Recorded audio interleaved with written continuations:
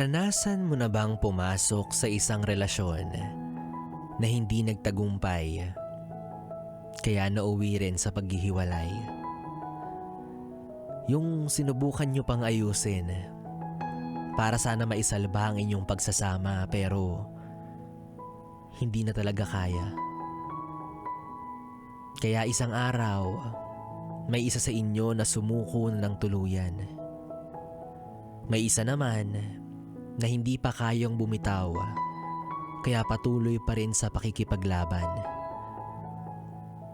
Alam mo, malungkot man isipin, pero baka nga kailangan nyo na talagang tapusin.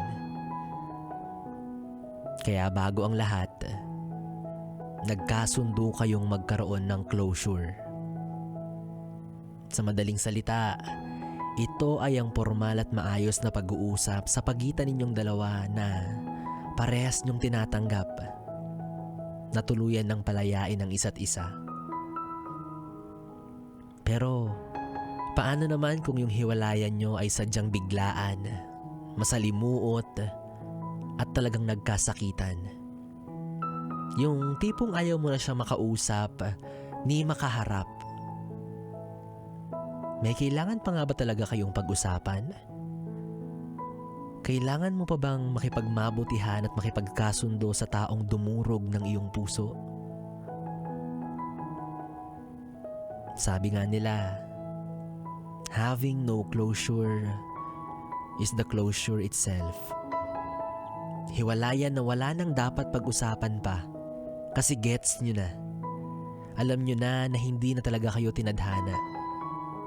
At kung mag-uusap pa, baka sa gulo lang din mas mapunta. Kaya minabuti nyo na lang na maglayo ng wala nang salisalita, wala nang dapat ipaliwanag, wala nang dapat itanong, wala nang drama, para wala nang sakitan pa. Kumbaga, uusad kayo sa kanya-kanya nyong buhay ng mag-isa at payapa. Basta ako, yes friend, alam mo, kapag ako ang naging jowa mo tapos naging mag-ex tayo, hihingi pa rin ako sa'yo ng closure.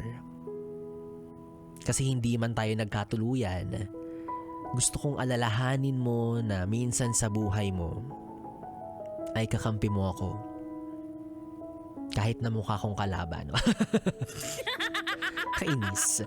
Well, yes friend, tuloy-tuloy pa rin ang ating BB time hanggang mamayang alas 12 dahil kapiling mo pa rin ako, DJ B-Boy Bibo, ang DJ na single ready to mingle basta walang label. Dito pa rin at dito ka lang sa istasyong No Problem, ang 101.1 Yes FM.